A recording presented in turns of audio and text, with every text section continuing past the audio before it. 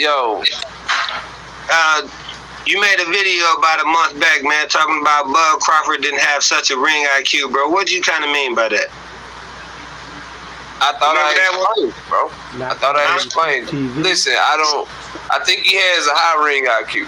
I don't think he has as high as people make it out to be. And it's two main reasons, bro. And I knew I wasn't gonna be able to avoid the Terence Crawford conversation with y'all up there. But we weren't gonna take it there. But check it though. This is my stance, bro. And people can't really answer it, and they'll tell me some shit that they think, but it don't never make sense to me. So when I think a high ring IQ, I think okay, I'm gonna not only win this fight, I'm gonna do it in a fashion that's very smart. I'm gonna do it in a fashion that's gonna make it as easy as possible for me. And I don't care what you tell me, any fighter that has these skills that Terence Crawford has, y'all say he can switch, he download all this data, he does this, he does that. All right, cool.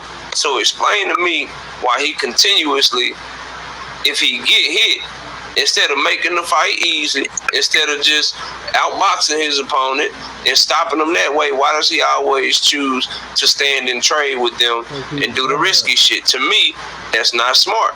So that's one example where I'm like, all right, bro, like, it's one thing to say you got a high ring IQ, but that's not a smart thing to do, because you getting clipped by lesser fighters that your fans tell me don't really belong in the ring with you, and they ain't supposed to be able to do that, but you choosing to do that because you want to show you such a dog.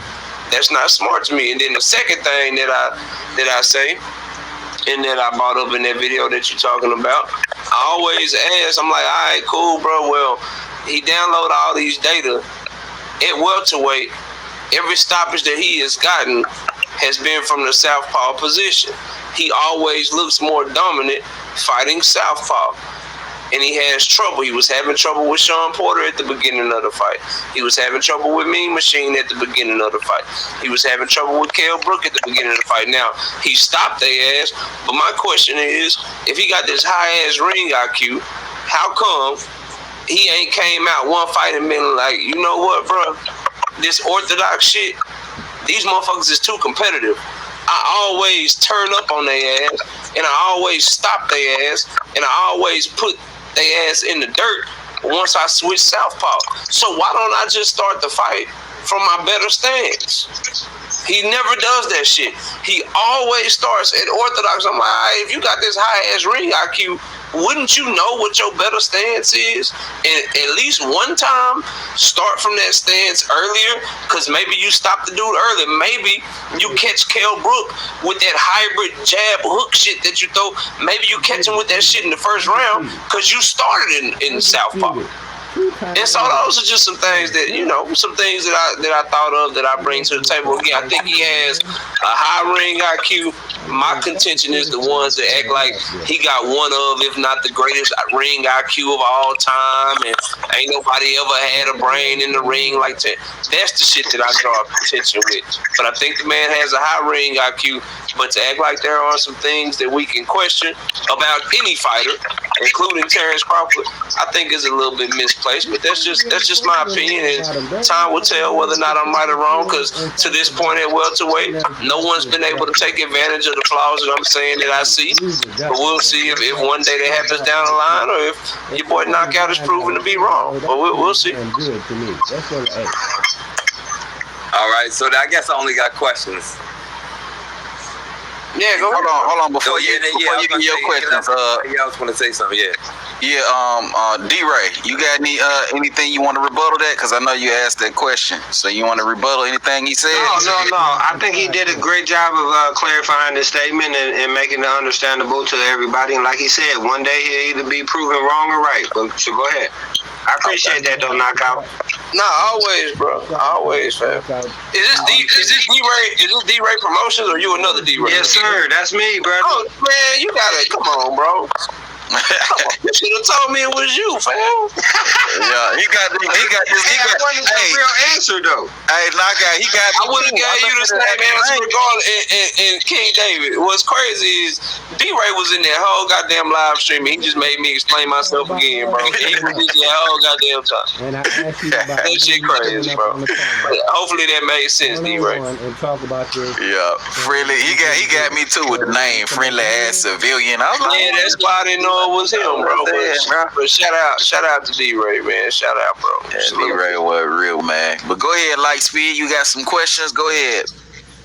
Yeah, no. So then, and I get what you're saying about like ring IQ, and one of the kind of like characteristics of ring IQ is I would say ring generalship and defense and not getting hit. But then I guess my question is, does that take away from his ring IQ if he's kind of a risk taker, or he's more maybe less careful than some fighters that people usually associate with like high ring IQ, like maybe Shakur Stevenson or Mayweather, In my opinion, Lightspeed, it does. And the reason I say that, so think of it like, I don't know how many of y'all gamble, but I'm an avid blackjack player. So you got to look at the risk. You look at what the dealer had, all that shit. Long story short, if I see something is a risky play, and I might be smart enough to see it's a risky play, but like, all right, maybe I shouldn't do that shit. But I do it anyway. I can tell you, I knew the play all along. I can tell you, I knew that was risky. I want to. I can tell you that shit over and over again. But if I do it anyway, and I don't exercise that intelligence inside me to not do that risky shit, then I can't in turn also say at the same time that I knew it. Because knowing shit and actually doing it and implementing it, you got to get points for that. So to me, like, yeah, bro, like if you know what the answer, if I know. If I'm Terence Crawford or I'm Shakur Stevenson, Tank Davis, whoever, if I know that I can just take a step to my left, I know this guy has only caught me with a right hand. I can just take a step to my right, and I can avoid his right hand. Salute, nice. Salute. Go ahead, knock out. Nah, you good, bro. You gotta salute your people. D Nice, what up?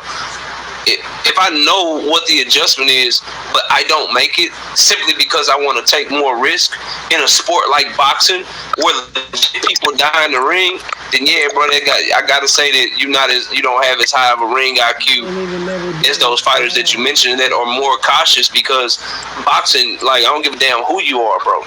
You one punch away from your whole life change, and to be so willing to take risk in a sport like that, to me, I gotta call your ring IQ into question. Now, it's why we love Terence Crawford, because he a dog, because he entertaining as fuck, because he'll do shit that these other fighters won't do. But I can also say though, look, bro, that's what makes him more entertaining. That's what makes him a better finisher than Shakur Stevenson. That's what makes him a better counter puncher than whoever we comparing him to. So while you dock him on the ring IQ, that's also the same shit that makes him more entertaining than a lot of fighters that we will compare him to, that we would consider defensive first, high ring IQ fighters. So, I mean, it's like, you just can't be perfect, bro. You just can't be perfect. If your flaw is, I want to stop a motherfucker so bad that I take more risk. If that's your flaw, well, shit, as a fight fan, I love that shit. Because there's so many other flaws that a motherfucker can have that's way worse. So it ain't a knock. It's just, just my opinion. Yeah. All right. So then, because I always say this, and this is not just me even as necessarily a rebuttal. This is kind of my opinion. I've actually heard people say that before about Crawford taking hits, and I feel like I kind of held this opinion before, even kind of debating it, but I kind of watch Crawford style a little bit, and I do, understand that some of the greats, the ones that people associate with high IQs, have their measuring period. So they're usually slow starters because usually, if I'm correct, the first 4 or so rounds, people associated usually with high IQ are downloading data. You know what I mean? Measuring distance. You know what I'm saying? Getting your opponent's rhythm, seeing their tendencies. And so sometimes, real talk, I argue and associate maybe some of that putting this Crawford putting himself in a line of fire or right at the brink of it is part of downloading that data. It's part of the setup for some of the shots that he gets on some of these fighters in terms of in order to know. It's almost like, and I swear, it feels like Crawford's like this. Like he almost wants to take your best shot, and maybe not your best shot, but at least be inside to be inside the storm a little bit to really assess who he's fighting. And that could be me just being. So maybe I'm a butt buddy on that one. You know what I mean? I know sometimes people use those words. Butt buddy, hell nah. Nah, bro. Like that's a good. I mean, shit, you're right, but you're also realistic enough, and you said it to where, yo, that shit, like, you do, like, you get to assessing some shit, and you want to take a motherfucker best shot, you might. Now, he ain't yet. The man is a Hall of Famer. He's already been undisputed. He going for undisputed again at 147, so it may never catch him. But goddamn, bro, that's a risky proposition, because what if you run into that wrong motherfucker where you can't afford to just take his shit? You know, and then again, the ring IQ part, all that shit you're saying, he can't see that same shit and already be in southpaw so he can pounce on the shit even earlier. Why does he need to see the shit from orthodox first and then do all the shit that we love him to do? Like, what if he did that shit and in this time, oh, I see what you're doing, but I'm already in my best stance and I can already catch your ass. I don't have to wait till next round to switch. I can make the adjustment even faster. And so those are the types of things I'm pointing to, bro. But that too, I kind of thought was like strategy. Like, you know what I mean? Like, hey, look, I might hit you with a few jump shots before I drive it to the hole. And then by the time when I drive it to the hole, I got you off guard. Because you looking for me to shoot another jump shot. You know what I mean? Like, and so, I don't know if that's maybe strategy. Because as soon as if the same concept of I'm changing my angles because I'm never giving my opponent a clean look and I'm making them reset, isn't that the same kind of concept? Like a fighter thinking they got the right distance on you, they're thinking they can hit you with certain shots, they thinking the exchanges is going to go a certain way, and they in distance, and then okay, here come round 5, and now I'm southpawing. I don't know. Yeah, I mean, shit, and it's worked so far, so shit, you can't really knock it. It's just that's why we need to see him fight Earl Spence. I think for both fighters, for Earl, what you gonna do with a motherfucker that if he make that adjustment and he counted your ass, like, bro, if you get caught like you got caught against Ugas, bro, you probably still sleep somewhere. Like, let's just keep it a buck. But then for Terence, dealing with somebody that started as fast as Spence, can you afford to give him the first 4 rounds? Are you going to be able to come back on somebody that can punch 100 punches per round, that's technically sound, that throw everything at an 85? But it's just... Earl kind of a slow starter to me, actually. I agree. Yeah, that's what I'm saying. Because I feel like that's why... He kind of started kind of slow. He really turned it up as the fight go. He started a little slow for me. But his slow is still about 60 punches per round. His slow will still win him rounds against somebody like Crawford, who throws anywhere from 30 to 50 punches per round. Like, if there are rounds where Crawford ain't catching Spence clean and he just downloading data being real defensive, Spence will get those rounds simply because he'll be out punching and outworking him, bro. I could agree with that, because that was the same thing. Like, Crawford is going to have to find a way to start faster than he does against other fighters, because you can't be down 4 rounds to 0 against Spence hoping for a knockout. Neither one of these fighters can hope for a knockout, because neither one of these dudes been knocked out and they've been very durable. So if you counting on knocking Crawford out, or you count on knocking Spence out, and you down 4 rounds to 0 with 8 rounds left, that's an uphill battle, bro. Then what do? You get desperate. You start maybe taking more chances than you have to, and that's gonna leave you even more open. So I think it's incumbent upon both of them to start fast, bro. They both have to. Well, here's the thing: you could throw 30 to 60 punches, but are you gonna be landing anywhere near that many punches? In them rounds, and this was something similar to, like, even with the Sean Porter fight, where some people had Sean Porter winning some of those early rounds because he was a little bit busier. But depending on how you score fights, you probably would have had Bud up because he was landing a lot of those cleaner, more effective shots. So it would probably be in that situation in some people's eyes, but I don't know that it's like a definitive he would be winning those early rounds with a slower start from Bud. It would just kind of be like, what do you like better? Do you like the cleaner, more effective punches, or do you like the busier guy in the ring at that time? So I think it'd be one of those type of situations. I feel like with Spence, that jab is going to be so important because I feel like if he starts off fast, say he does start off fast, right? And he's not landing significant blows, like Spence is good at getting you with those slick body shots on the way in and way out sometimes, like just getting you, good in the body shot. And I'm sure that accumulates. I feel like if he comes out with high volume and does not land with success, and that allows Bud to download data and get his timing. Spence in trouble. That's trouble. Yeah. Hey, let me read these comments, and then I got a question for you, Knockout. Let me read these 2 comments here. From Beige. Beige says, I don't know about that because I remember Tank said he was letting Pedraza catch him in the 5th and 6th round, trying to bait him in. And then he also says, in chess, you might have to sacrifice a pawn in order to take your opponent's knight. Yeah. So in chess, you got a bunch of different pieces, Beige. In boxing, shit, you the only piece you got. Shit, you can't be sacrificing shit in boxing. Yeah, he probably mean like you could take a jab. You can sacrifice taking a jab in place of taking a straight right hand or something like that. Yeah, maybe that what it think. I feel you. And I've been meaning to do this because, like, to look back at especially like kind of focus on the first 4 rounds and Bud fights and see like when he gets hit and what. You know what I mean? Because y'all got a point. Like, I need to watch that Mean Machine knockdown again and see when he took that risk and really kind of analyze how that happened.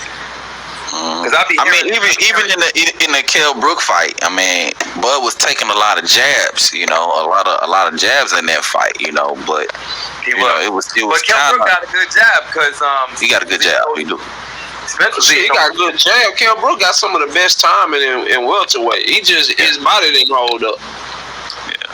He can fight, bro. Yeah, Kell Brook can fight. Kell Brook can fight. But let me ask you this though, Knockout. I got a question for you though. So like you were talking about earlier about like boxing IQ and that sort of stuff right there. Who would you consider to have the best boxing IQ all time, in your opinion? Shit, all time. Can I add to your question? Yeah. Go ahead. Yeah, no, all time, and then because I thought you were gonna say for this era. Well, you could give me all time and then for this era.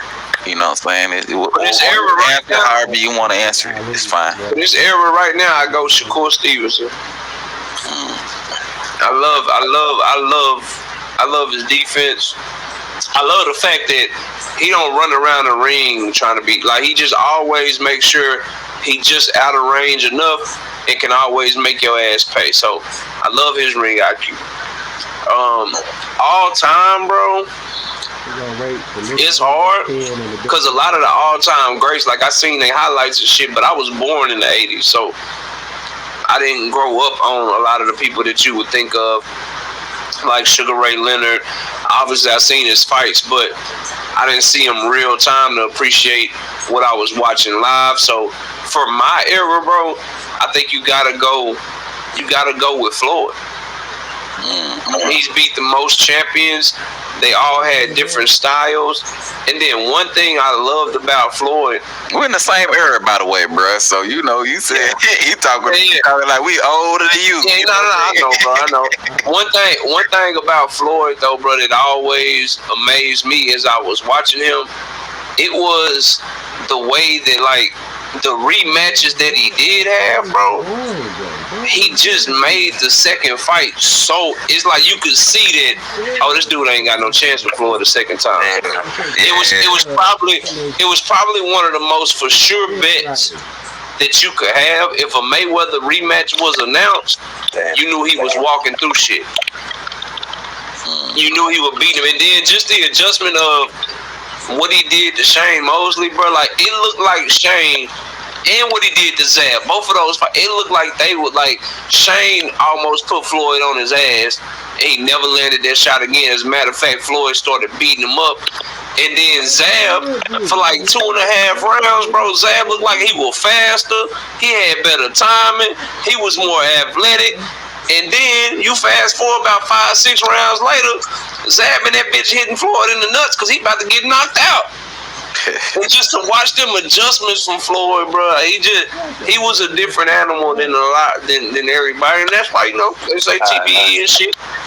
So I go Floyd all the time, but right now it's Shakur, and I say it's Shakur because him and Devin don't lose a lot of rounds, but I ain't seen Shakur get hit the way I seen Devin get hit, bro. Shakur he seemed like he on a different level right now. Like, he ain't losing a second of a single round, and now he's starting to do it to other champions and shit. Now, 130 ain't as strong as 135, so I can't wait to see him move up and start doing it to lightweights if he's able to fight the top lightweights. But right now, Shakur a different breed, bro. When it comes to that ring IQ and shit, and being able to just handicap fighters that he in the ring with, dog. King David. Shakur Stevenson, nice, man. He nice. He gonna be one of them dudes. Like I was telling Lightspeed earlier, Shakur and Devin gonna be them dudes that's gonna bring boxing back. You know what I'm saying? Because they're gonna do all the right things. They gonna fight. They probably gonna fight each other 2 and 3 times. They gonna fight all the best guys around their division. I got faith in them young men to do what they supposed to do. You know, in the sport of boxing and carry it forward. So you know. But let me ask you this though. So, if right now you saying Shakur is who you like right now in this area, boxing IQ wise at a 10, right? Let's say he's a 10. What would you consider Bud on that scale? 9. 9. Okay. 9. Wait, but that's saying he has a high IQ, bro. I've always said that. No, he got a high IQ, bro. He got a high IQ. He's just so. I only take 1 point from him because he uses IQ to be offensive. Oh yeah. Okay, I think what Knockout also was saying. He uses shit. He too damn risky for me. For me to say he got a 10, bro. Yeah. Oh, you know what? I can say this to you, Knockout. And this is something I was reminded of it last night when people were showing the what's that guy's name? Ted Gundy. What's his name? Hank Lundy. Hank Lundy. Yeah, and I said Ted Gundy. Yeah, when they had that exchange before the fight, there was like at the final press conference or something like that. Crawford ended up pushing Lundy. Long story short, that just reminded me of something that I feel like is in Crawford anyway. And this is what I think people don't realize when they go into the ring with Crawford. This part of it that's like a professional fight, it's on TV, it's da-da-da-da. I feel like in every fight that Crawford goes into, a large part of it is like, it's like a street fight. Like there's some part of it that he's bringing like I don't even feel like some fighters is going into the same fight. Like they know what they're going into when they go to fight. But I feel like his mean streak is almost like he mad at niggas. Like, you know what I mean? Like they did something to him. Like they stole something and he's getting it back. Like I don't know. Yeah, like Bud, bro. You got Bud. You got Bud. I think Spence is like that, which is why I want to see them fight. I think Tank is like that. Yeah. It's certain fighters, bro. I think Spence is a different kind of dog. I think Spence is like Spence. What I'm saying is, bro, like they have figured out. I think Tank, Spence, and Bud come to mind. They have figured out that a lot of these boxers, bro, they ain't really fighters. They don't really want to fight like that. Right. And when you get in there with Bud, or you get in there with Earl, or you get in there with Tank, they are perfectly comfortable. They are okay with, and they actually encourage for just a motherfucking fight to break out. let's just get in this bitch and fight. And that's the shit that you alluding to, where it's just like, look, bro, like I understand skills, and we got the cameras over there, and Bo-Mac giving me instructions, and you got your corner person giving you, but you know what? I'm just gonna whoop your ass, bro. Like I'm really annoyed right now. Like in Hank Lundy case, like you said some shit that I ain't really like, and you might hit me, like you gonna land it straight, like that's cool, but I'm finna beat your ass, bro. And dudes don't really want to go there, bro. Yeah, they don't really want to go there. And so, I think that's what you see in him, is that this willingness and this want to just, bro, let's just fucking fight, bro. Like fuck all this boxing shit. Like I really want to fight, bro. Like let's get it popping. That's what's in him, bro. Like, and that's I agree. You know that's why he do what he do to dudes, man. We all agree. Mel Charlo too, though. Mel Charlo like to fight. That's a good one. That's what I said. That's a good I think they do. It's I guess it's each person is like a different flavor, different style. Yeah, everybody fight different. Jamal Charlo, we took his ass back. We sent him back to Louisiana. He ain't from Texas no more. Okay. We still rep Jamel. Come on, hey, knock out. That's a package deal, bro. Yeah, package deal. Yeah, it's buy one. We traded Jamal to Louisiana for Regis. We got Regis. It's buy one get one free on the Charlo twin, man. I don't want nothing to do with Jamal right now, bro. Who do you think Jamal gonna fight next anyway? Man, I don't even give a fuck, man. I ain't gonna lie to you. If it ain't Munguia or Andrade or something like, bro, or David, he need to fight David. Like, bro, David Benavidez and pull all his cards and shit, man. Yeah. Bro, I hate it because I'm Texas all day, bro. But I be going in heavy on Jamal because he ain't repping us right, bro. He got us out here looking bad, bro. I can't even say shit like. I say shit like Texas run boxing and shit, and then people start laughing. They bring up Jamal. I can't even say shit, bro. Like give me like at least Earl and Jermell and Jesse Bam Rodriguez, even Virgil Ortiz. At least they give me something to, you know what I'm saying? Where I can rock with it. But as soon as somebody bring up Jamal, I just gotta shut the fuck up. Yeah, dude.